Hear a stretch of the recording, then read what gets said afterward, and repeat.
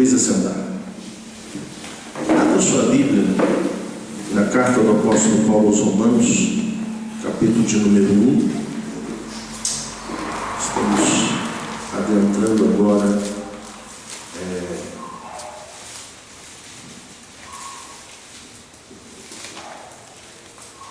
na rede social e manifestar o nosso desejo de que, ao você ouvir esta palavra, possa ser impactado e também possa ser tocado e, quem sabe, participar juntamente conosco.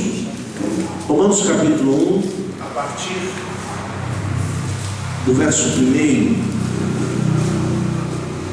e o texto vai nos dizer o seguinte: Paulo, servo de Cristo Jesus, chamado para ser apóstolo, separado para o Evangelho de Deus, o qual antes havia prometido pelos seus profetas nas Santas Escrituras, acerca de seu filho que nasceu da descendência de Davi segundo a carne, e foi declarado Filho de Deus com poder segundo o Espírito de santidade, pela ressurreição dos mortos, Jesus Cristo nosso Senhor, pelo qual recebemos a graça e o apostolado por amor do seu nome, para a obediência da fé entre os gentios, entre os quais sois também vós chamados para ser de Jesus Cristo, a todos os que estáis em Roma, amados de Deus, chamados para ser santos, graça e paz da parte de nosso Pai e do Senhor Jesus Cristo. Somente até aqui. Eu acho que nós não precisamos ir além.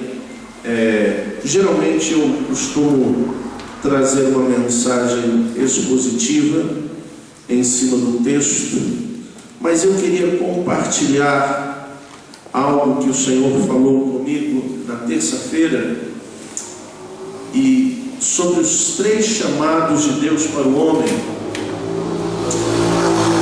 E o grande problema que nós vivemos hoje é a inversão ou a não resposta a estes chamados. E o primeiro chamado de Deus para o homem é o chamado para a salvação. E é preciso que nós venhamos a entender este chamado, e para nós compreendermos ele, nós precisamos entender a condição do homem como pecador. A palavra de Deus diz em Romanos capítulo 3, versos 10 ao 12: não há um justo nenhum sequer, não há ninguém que entenda, não há ninguém que busque a Deus, todos se extraviaram e juntamente se fizeram inúteis. Não há quem faça o bem, nem um só. Essa é a condição primária do ser humano, do qual, por mais que ele intente agradar, por mais que ele intente fazer, diante de Deus está claro e evidente a sua condição de incapaz de fazer o bem. Diante dessa condição, lá no livro de Gênesis já vai se destacar a situação do homem, porque Deus expulsa o homem do jardim, e a partir daquele dia a relação do homem com Deus ficou rompida, de forma que Paulo vai dizer que mais agora em Cristo Jesus, vós que antes estáveis longe, já pelo sangue de Cristo chegastes perto.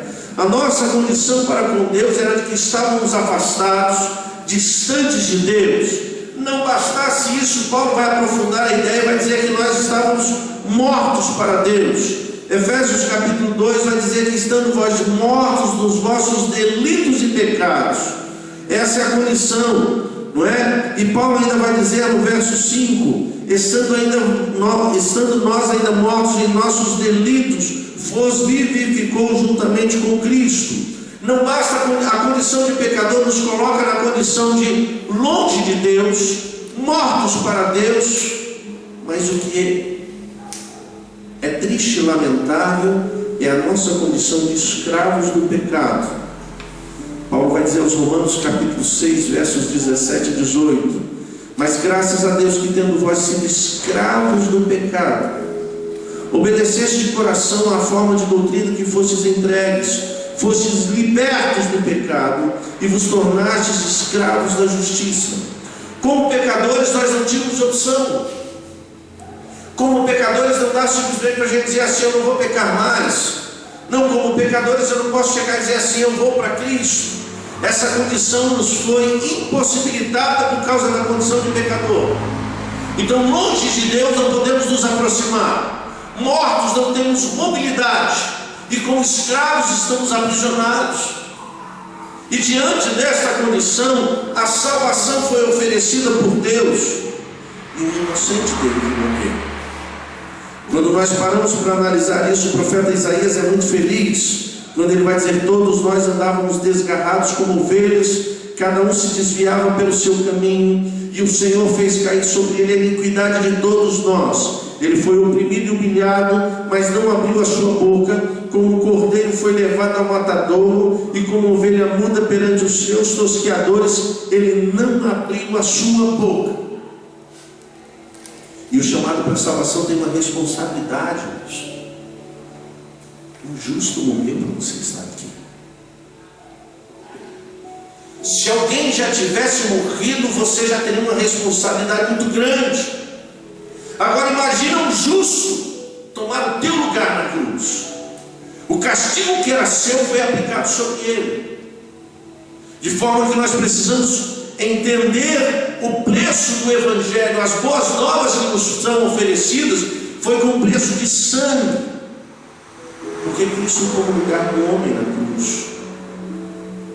Mas ele foi ferido pelas nossas transgressões e moído pelas nossas iniquidades. O castigo que nos traz a paz estava sobre ele. Deus pega a sentença que era sua e aplica sobre o seu filho, que não merecia, que não precisava passar por isso. Quando você vai para os evangelhos e você vê Jesus dizendo: Pai, passa de mim esse cálice, é o clamor de um filho olhando para tudo que ia passar e dizer assim: todavia não seja feita a mim, mas a tua vontade. Obediência gloriosa, o amor poderoso. E diante de Cristo tomar o nosso lugar, o convite nos é oferecido: vinde a mim todos os que estáis cansados e sobrecarregados, e eu vos aliviarei. Tomai sobre vós o meu jugo e aprendei de mim, porque sou manso e humilde de coração, e encontrareis descanso para as vossas almas. Eu acho que é interessante nós pararmos para pensar sobre isso, porque hoje nós vimos, por exemplo, de domingo passado e deste domingo nós ouvimos duas situações diferentes. Alguém glorificando ao Senhor pelo livramento e alguém falando da adversidade e glorificando ao Senhor por isso. Mas como assim o jugo é suave e o fardo é leve? É porque não tem a ver com a adversidade, tem a ver com o pecado. O pecado é pesado, a adversidade é leve, porque a adversidade Deus sustenta, Deus cuida. O pecado você está sozinho, o pecado você está longe de Deus. No pecado não tem como o Senhor chegar, porque você não agrada a Deus. E esses dias eu fiquei impactado quando eu ouvi o pastor dizer assim: é uma mentira quando diz que Deus odeia o pecado, mas ama o pecador.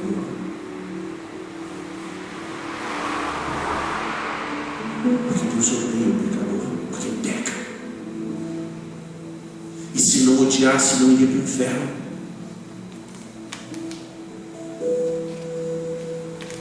É preciso que você entenda que enquanto pecador, a graça nos é oferecida, mas o castigo está adiante quando você é desobediente. Parece que a gente quer estabelecer um Deus que se divide. Ele é um ser só, que Ele ama, mas será justo bastante para condenar. O resultado deste convite oferecido é que ele é resgatado. O salmista vai dizer no Salmo 40: tirou-me de um charco de lodo e firmou os meus pés na rocha. Isso quer dizer que quando o Senhor nos chama, quando você responde positivamente a esse chamado, você é tirado de um charco de lodo e é firmado os pés na rocha. Diante dessa situação você é transformado. A Bíblia vai dizer, por exemplo, Jesus se depara com uma situação dessa quando ele desce em Gadara e vem um endemoniado, e ele repreende os demônios, e eles vão para um bando de porcos, e os porcos vão para o abismo, e alguém vê aquilo ali, vai correndo para a cidade. Quando o povo vem ver o que aconteceu, aquele endemoniado que andava sujo, nu, barbudo, todo fétido, estava aos pés de Jesus de bem tomado, transformado. O sangue de Jesus nos purifica de todo pecado, mas também nos transforma. E o grande problema de hoje é que parece que o Evangelho não transforma mais. Nós viemos para Jesus e queremos continuar do mesmo jeito. Não há mais uma nova criatura, é a velha com uma nova roupagem. Não é à toa que o Tiago vai dizer: vos despido do velho para vos vestir do novo. A nova criatura, Paulo vai dizer: portanto, se alguém está em Cristo, nova criatura é. As coisas velhas já passaram e tudo se fez novo. Os hábitos mudam, a maneira de pensar muda, o discurso tem que mudar, as relações passam por transformação. Se não há mudança, não houve conversão, porque o Evangelho deixa claro isso de Gênesis, Apocalipse. Encontro com Deus tem mudança, encontro com Deus tem transformação. Essa nova criatura adquire uma nova visão de mundo, a visão de reino. E a visão de reino, Paulo vai dizer aos Colossenses 3:2: pensar nas coisas que são de cima, e não nas que são da terra. As pessoas na casa do Senhor querem viver aqui. Tem gente procurando discurso de prosperidade para viver aqui. Aqui não é lugar de ficar. Aqui o crente está peregrinando, porque o lugar que ele vai chegar é no céu. Ele olha para lá e diz assim: aqui não é a minha casa, é lá. Eu quero ir para lá. E tem gente apegada nas coisas daqui. Se adquire uma nova visão de mundo, se tem uma nova compreensão, uma renovação do entendimento, Paulo vai dizer aos Romanos capítulo 12, verso 2: transformai-vos pela renovação do vosso entendimento. Há uma mudança, uma maneira de pensar que é diferente, passa pelo crivo das Escrituras, e não por aquilo que eu penso, não por aquilo que eu entendo, muito menos por aquilo que eu acho. Nós temos vivido um tempo em que as pessoas têm muitas opiniões. Eu penso que deveria ser assim, eu acho que deveria de ser dessa forma. Poucas vezes você vê alguém dizendo assim: olha, a Bíblia diz isso, a Bíblia fala que é assim, porque nós não estamos tendo familiaridade com o Espírito Santo. Diante disso também há um novo coração, uma nova vida com Deus. Jesus vai dizer em João capítulo 10, verso 10: eu vim para que tenham vida e a tenham com abundância. O convite para a salvação é o convite de uma vida com Deus.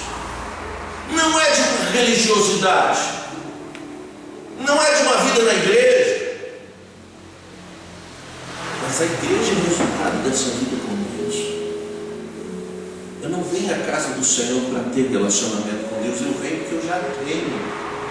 Aí eu me alegro de estar na casa do Senhor, Porque eu venho aqui para cultuar, eu vim aqui para oferecer sacrifício de louvor, adoração e gratidão ao Senhor, porque Ele já tem cuidado da minha vida, Ele anda comigo. Quando eu acordo de manhã, eu posso olhar e dizer assim: bom dia, Senhor, obrigado por esse dia que o Senhor me deu. Eu tenho compreensão de que eu não ando só. Diante do convite da salvação, parece que está tudo resolvido. Agora aceitei Jesus. Mas o segundo chamado é o chamado para comunhão. Tirei você do mundo para a gente andar junto com a loucura. Jesus, quando Jesus é anunciado no Evangelho de Mateus, o anjo fala para José assim: o nome dele será Emmanuel, Deus conosco. O chamado para comunhão, porque o Evangelho ele é relacional, ele é de interação, e ele tem o seu restabelecimento da nossa relação com Deus, no sentido vertical. Efésios 2:14: pois ele é a nossa paz, o qual de ambos os povos fez um, e destruiu a parede de separação, a barreira de inimizade que estava no meio, desfazendo na sua carne. Caiu o mundo. Agora nos achegamos a Deus. Ele quer você perto. Eu fico imaginando, irmãos,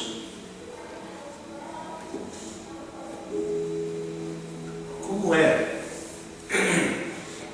que Ele olha para nós diante da nossa indiferença de passar tempo com Ele. Eu preciso dele. Ele não precisa de mim.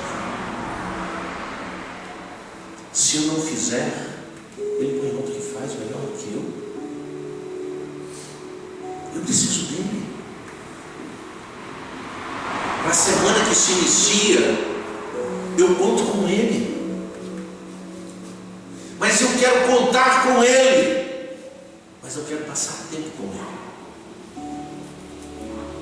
O restabelecimento das relações com o nosso próximo. Toda lei se cumpre numa só palavra: amarás o teu próximo como a ti mesmo. Você já parou para pensar como é que é o fruto do Espírito?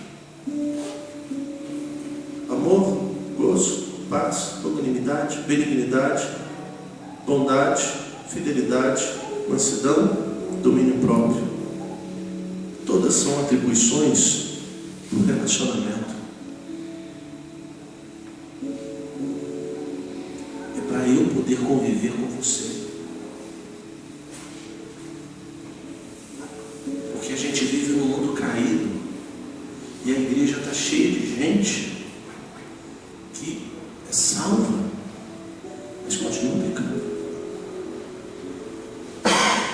E às vezes a gente se machuca.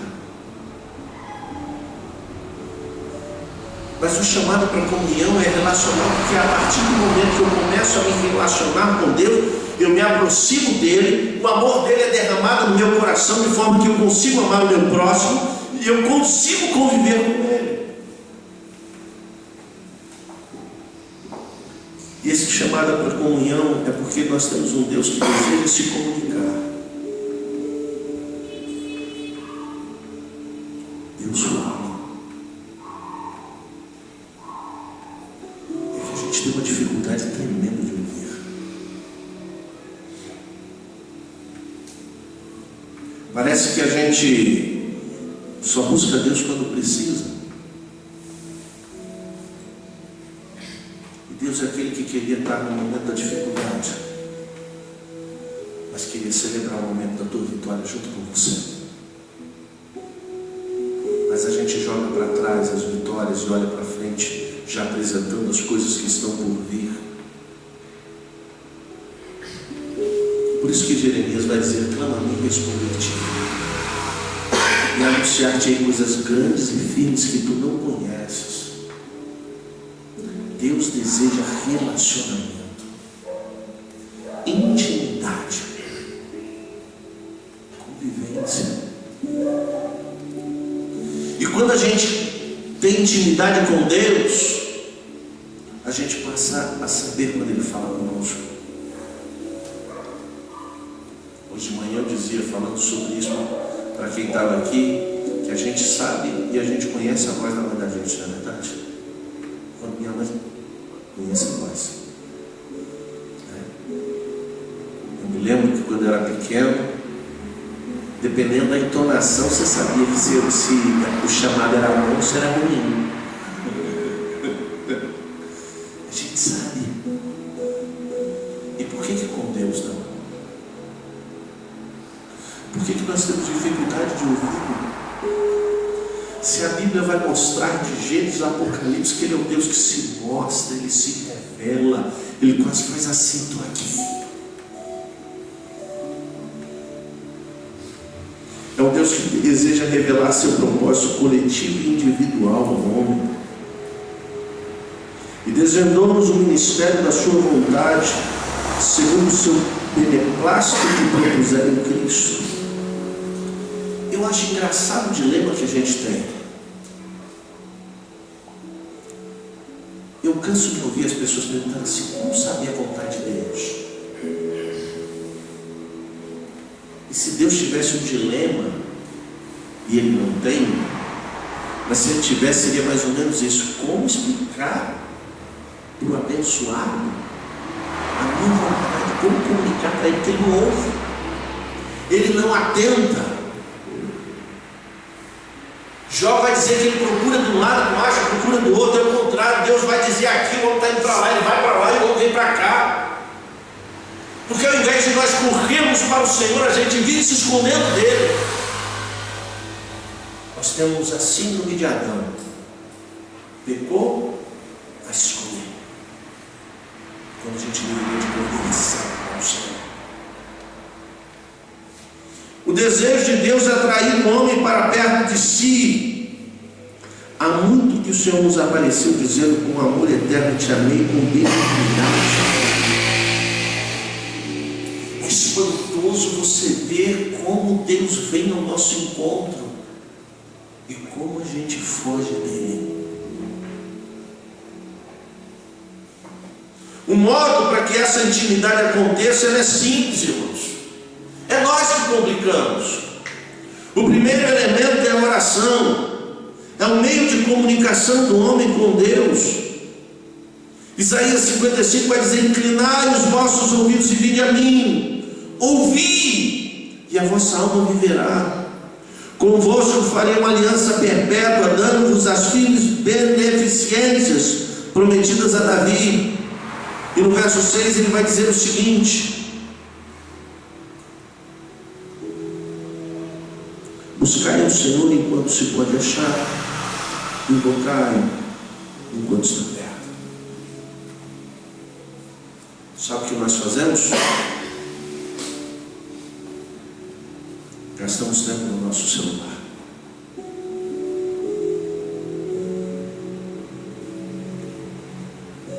Gastamos tempo vendo Netflix. Os canais abertos, que muitas das vezes NET e outros canais disponibilizam durante uma semana para que de repente você possa adquirir, e aí você fica: não posso perder essa programação. Nós temos que ter as coisas, menos passar tempo com Deus. A nossa mente vive turbinada com informação. Todos nós, na maioria das vezes, quando acordamos, a primeira coisa que a gente faz é mexer no celular e olhar as redes sociais, ver o WhatsApp, ver quem mandou bom dia, um videozinho que é interessante, engraçado, o sério, a notícia, e nós mal percebemos que no mínimo de 15 a 20 minutos a gente já perdeu ali. E que poderiam ser 15 a 20 minutos de joelho na presença do Senhor. Mas orar dá trabalho.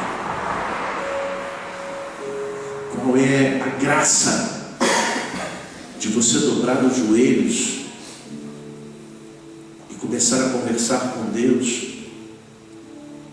na maioria das vezes, não chorar, não sentir absolutamente nada e levantar com aquela dúvida: será que ele ouviu? Acho que não adiantou nada, para que na segunda vez você não faça isso. A gente cresceu com a ideia que orar tem que ser aquela coisa de você dobrar o joelho e sentir um arrepio e as lágrimas descerem e você sentir um calor no coração, e aí parece que essa oração é valiosa. Mas isso é puro misticismo, porque a oração é comunicação, é você falar com Deus. Falar com Deus você pode falar simplesmente por falar. Não é o que você vai sentir, o importante é Ele ouvir. E Ele ouve. Ele ouve. Eu quero dizer para você que quando você, de repente, você está lavando o prato lá, você está varrendo a casa, que você começa a falar: Senhor, olha, o meu coração está assim, Senhor, eu estou me sentindo desse jeito. Ele ouve. Ele ouve. E o importante não é o que você vai sentir, o importante é o que Ele vai fazer. Isso é relevante para a nossa vida. Nós ficamos querendo sentir, quando o importante é Deus agir na minha vida e na sua. Pare de se preocupar com essa coisa de sentir, tem que sentir, e comece a se colocar na presença do Senhor, e deixa você ter um relacionamento maduro com Deus, do qual quando Ele falar você vai ouvir, do quando Ele direcionar a sua vida você vai saber, e não tem a ver com o sentimento, tem a ver com a direção de Deus, com alguém que Ele conhece e que é conhecido dele. A segunda coisa é a palavra, o modo de comunicação de Deus para com o homem. Na oração você fala com Deus. Nesta palavra Deus fala com você. Nosso problema é que a gente não lê Bíblia. Nós não conhecemos as verdades eternas de um Deus que deixou isso aqui para nos mostrar o caminho, para nos mostrar como viver, para nos mostrar como nos relacionar, para nos ensinar a sermos bons pais, boas mães, bons filhos, bons irmãos, bons cidadãos, bons patrões, bons funcionários. Está aqui. Mas é muito difícil, pastor. Entendo esse livro. E aí você vai ter que se explicar com Deus, que deixou revelado a sua palavra de uma maneira que você não entende. Ele, que sabe como se comunicar, você está dizendo que ele se comunicou errado com você, quando na realidade o Senhor Jesus vai dizer: examinai as Escrituras, porque nelas a vida eterna, e são elas que testificam de mim. Errais não conhecendo as Escrituras e nem o poder de Deus. O meu povo perece porque lhe falta conhecimento. Lâmpada para os meus pés é a tua palavra, e luz para os meus caminhos. Escondi a tua palavra no meu coração para eu não pecar contra ti. Por quê?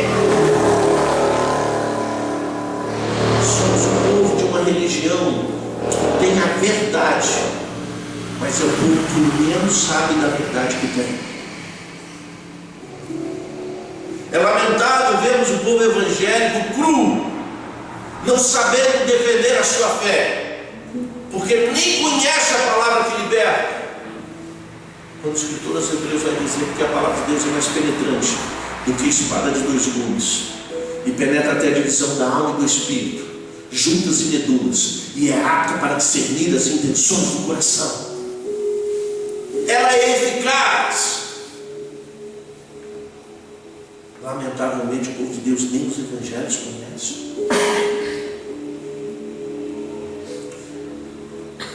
O terceiro elemento, o terceiro modo para ter essa intimidade com Deus é a igreja, que é o modo de comunhão dos homens e é um projeto divino.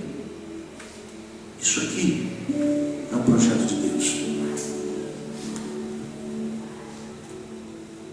Ao longo da história, a igreja teve os seus altos e baixos, mudou de nome, se libertou, foi aprisionado, se libertou de novo, mudou de nome, e assim vai.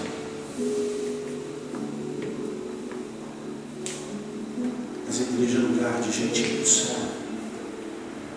gente andar junto, de nós cuidarmos uns dos outros. Igreja é lugar de cuidado, igreja é lugar de crescimento, igreja é lugar de envolvimento, é lugar de comunhão com Deus e de uns com os outros. Independentemente da sua história, enquanto você já se decepcionou com pessoas, o Senhor ainda continua te convidando para ter comunhão com os santos. Aí quando a gente vem para a ceia, ainda que a gente não está sentado numa mesa, mas a gente está participando do corpo e do sangue, há o mesmo Espírito passando aqui, gerando comunhão na minha vida e na sua, nos aproximando, nos encontrando para sermos um povo que vai morar no céu.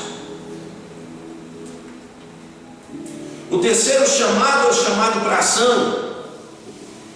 Que agora que você foi salvo em Cristo Jesus, e agora que você tem intimidade com Deus, Deus olha para você e diz assim: eu preciso de você. Bora fazer, bora trabalhar, bora se envolver. E aí tem a realização da obra de Deus. E aí há o serviço coletivo na igreja, cuidar uns dos outros, promover e desenvolver a adoração, é o que nós fazemos. O grupo de louvor vem aqui, a gente começa a adorar o Senhor, isso é serviço. Reunir-se para desenvolver a unidade e a comunhão, que quanto mais tempo a gente passa junto, mais próximo a gente fica. Porque se eu tenho o Espírito Santo, você também tem, nós somos um em Cristo. Você tem que questionar a igreja que começa a ter pessoas que não conseguem comungar com o outro. O famoso teólogo alemão Martin Dietrich Bonhoeffer vai dizer que só pode haver comunhão quando nós temos o mesmo Espírito. Então, se você não tem comunhão com alguém, a primeira pergunta que você tem que fazer não é se ele tem, se eu tenho. Porque se eu tiver, então ele não tem. Porque se ele tiver e você tiver, não tem como não ter comunhão, porque é o mesmo Espírito que testifica que somos filhos, somos irmãos e vamos morar no céu. E no céu não tem separação, não tem um quartinho para um quartinho para outro, não tem um ambiente específico para nada, é todo mundo junto na presença do Senhor. O serviço individual do crente,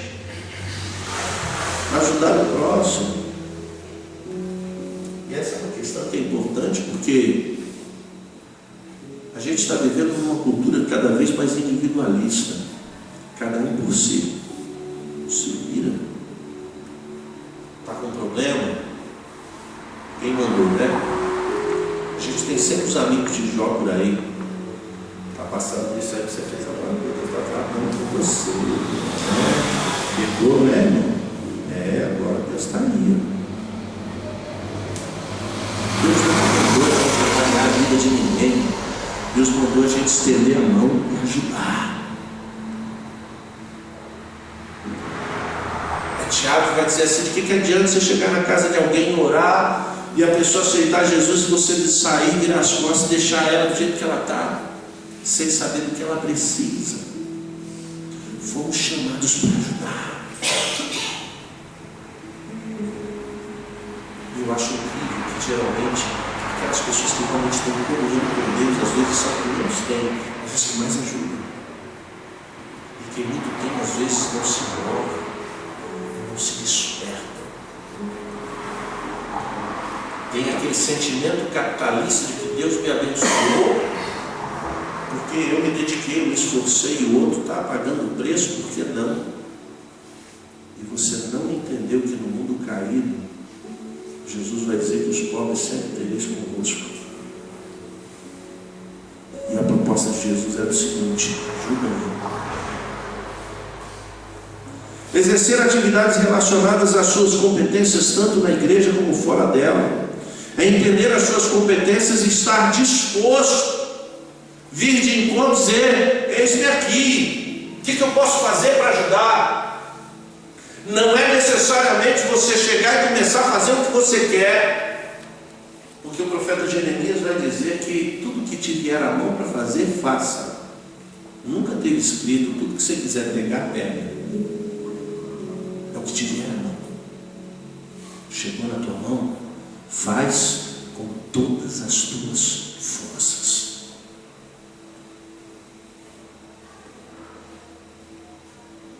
E o serviço universal do crente que é evangelizar. Isso aí todos nós fomos chamados para trazer pessoas a Cristo. A sua família, a sua rua, escola, no ambiente de trabalho, aonde quer que você esteja, você tem que ser sal e luz e testificar do nome de Jesus. O modo de fazer sempre será com dois requisitos básicos: a excelência e a unção.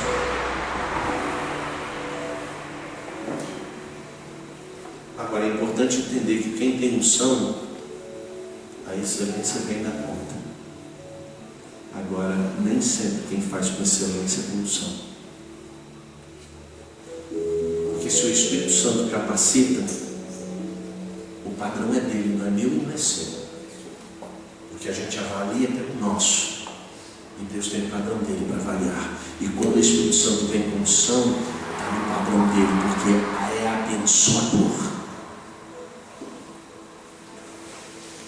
Agora eu quero convidar você à reflexão rapidamente de algumas questões que somente através da salvação há oportunidade de comunhão com Deus e com o próximo, uma visão de reino. Amados, há muita gente não convertida na igreja, gente que não conhece Deus, gente que sabe de liturgia, gente que sabe de discurso, gente que sabe cantar, gente que sabe tocar, gente que sabe pregar, mas não é convertido. Isso é assustador, porque a evidência da conversão aparece, irmãos. Jesus vai dizer: pelo fruto você conhece. Aí você pega essa fala de Jesus, aí você vai para João 15, Jesus vai dizer: eu sou a videira, e meu pai é agricultor, e toda vara que em mim dá fruto, meu pai poda, e toda vara que não dá fruto, meu pai corta. E a evidência de vida com Deus é fruto, e o fruto é amor, gozo, paz, benignidade, mansidão, fidelidade, domínio próprio e paz.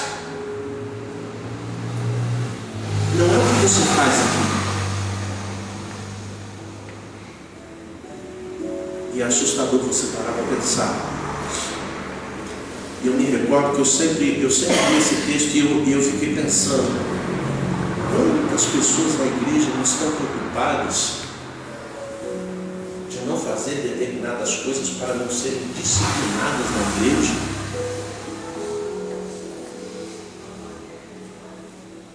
E não para pensar que se não tem vida, o pai já cortou. Adianta ter cartão de membro? Adianta ser dizimista? Adianta tocar, cantar, pregar? Se o pai já olhou e disse assim: está seco, corta e vai ser lançado no fogo. A verdade, amados, é que nós não entendemos que nós estamos tratando de eternidade. É céu ou inferno? Eu vou para o céu, eu vou para o inferno? Como é que está a minha vida nessa trajetória? Eu tenho vida com Deus ou não tenho? Jesus me salvou, transformou, tem renovado meu entendimento, tem mudado meu comportamento, tem gerado quebrantamento ou não? E se eu não sou chamado para a salvação, como é que vai ter Se a pessoa não deixou nem Jesus entrar no coração, como se relacionar com Deus? Está cheio de gente socada nas igrejas, que não tem vida com Deus, que não sabe o que é um coração quebrantado e contrito, que não há o que se arrepender, que está levando a vida livre, leve e solta, vivendo o melhor dos dois mundos, e está achando que vai para o céu, que está dentro da igreja, e não entendeu aquela palavra de Jesus, quando Jesus disse assim: apartai-vos de mim, malditos para o fogo eterno. E alguém vai dizer: mas eu expulsei demônios, nós fizemos. E a resposta de Deus é uma só: não sei quem é você. É assustador, amados, quando eu paro para pensar o que é fechar os olhos nessa vida e acordar na eternidade para dizer assim: eu devia ter feito e não fiz. Vai ser assustador você fechar os olhos e ter que prestar contas diante de um Deus que hoje é gracioso, mas que naquele dia será juiz. Somente com comunhão com Deus e com o próximo temos condição de realizar ações na proposta do reino. Como? Como fazer algo sem comunhão com Deus? Como é que você acha que as pessoas fazem?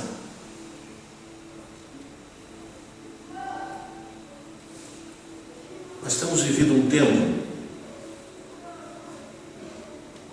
em que as pessoas estão vivendo o evangelho com o que é seu. A pessoa vem para Cristo e vem com a sua bagagem e não demora muito, já quer fazer. Quem canta quer cantar, quem toca quer tocar, quem fala quer falar. Esses dias eu estava observando como tem gente fazendo vídeo agora, né? Todo mundo tem algo a dizer sobre Deus. É fácil falar. É verdade, Luísa? É fácil. Eu já tive algumas experiências com Deus muito tremendas, de Deus me dar uma mensagem assim, eu falar aquilo com autoridade, com ousadia, e na semana ter que viver aquilo. Eu falar: Jesus, tem misericórdia. Deixa eu dizer assim: você não falou, agora você vai provar.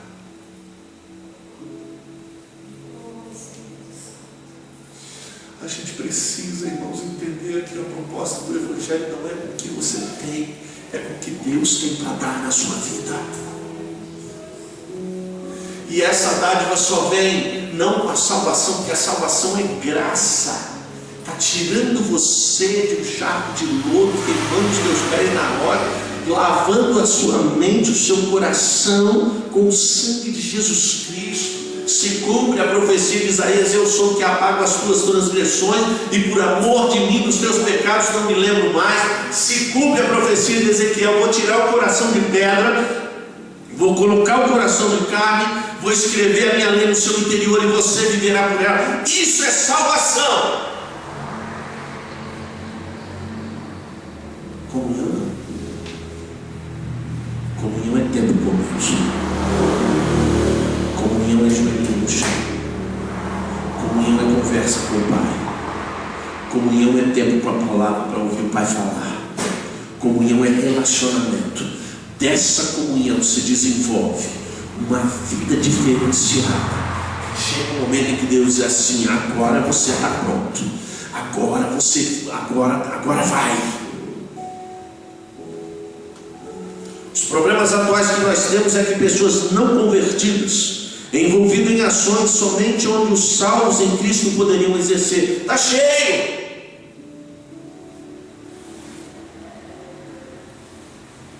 Eu quero compartilhar com vocês um testemunho que há muitos anos eu ouvi lá no Rio de Janeiro. A igreja estava esperando um pregador. Escute isso. E de repente entrou um homem de terno com uma mala preta, meio suado. E quando ele entra na igreja, o porteiro entende: paz do Senhor, pastor, nós estávamos aguardando a sua chegada. E ele é convidado a sentar no culto. E lá ele senta, prestando atenção em tudo. E de repente uma moça não convertida se levanta em profecia: assim diz o Senhor, o inimigo adentrou dentro desta casa.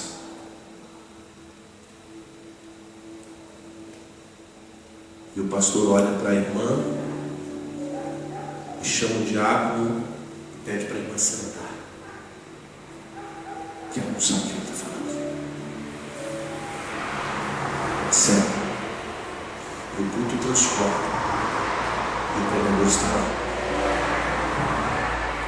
E de repente aquela mulher, de novo tomada pelo Espírito Santo: assim diz o Senhor, o inimigo ainda entrou nessa casa. E aquele momento, e o pastor toma o microfone e fala: irmã, senta. O senhor não sabe o que o senhor está falando. Senta, senta. Fica quietinho, assiste o culto.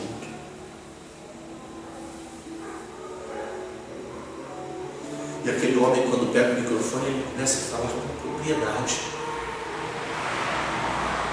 É um pregador. E ela levanta pela terceira vez e diz assim diz o Senhor: cala-te, homem, porque tu não sabes das coisas dos céus. Tu entraste aqui como adversário. E quando o pastor ia pegar o microfone, o homem fala para o pastor, afasta e diz assim: eu entrei aqui agora fugindo da polícia, que eu acabei de cometer um assassinato, e eu sei que Deus está neste lugar.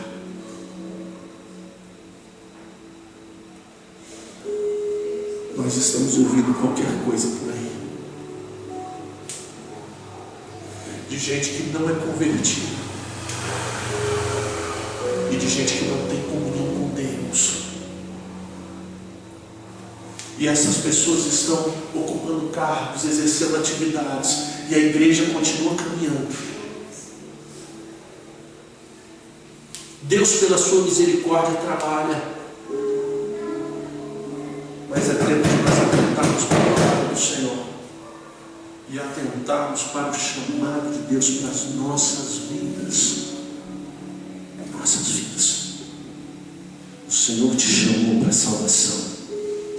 Ele quer você no céu.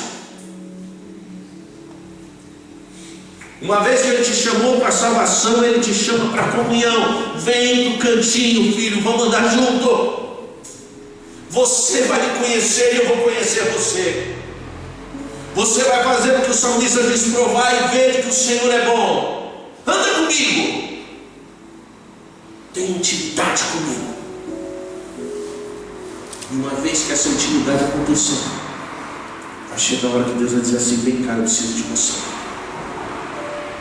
Mas não se permita se envolver se você não tiver, não for salvo, se você não tem comunhão com Deus. Pessoas salvas em atividades, mas que não têm comunhão com Deus, logo o trabalho ficará comprometido. Somente pessoas salvas em plena comunhão com Deus e com o próximo terão maior e melhor resultado: agradar a Deus e promover o crescimento do reino em um mundo caído. Isso é igreja.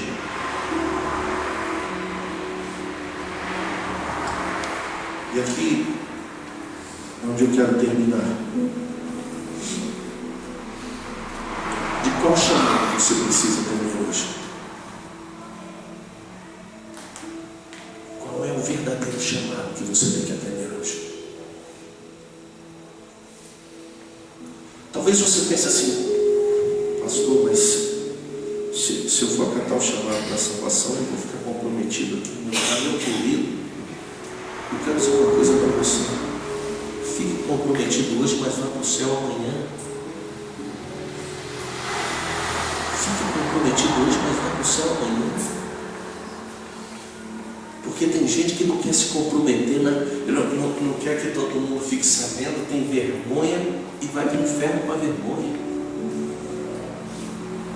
Se é o chamado para a salvação, Jesus começa o Evangelho dizendo assim: arrependei-vos, porque chegado a vós o reino dos céus. A vida do reino é diferente. A vida do reino tem proposta, tem comportamento. Não dá para ser levado do jeito que você quer.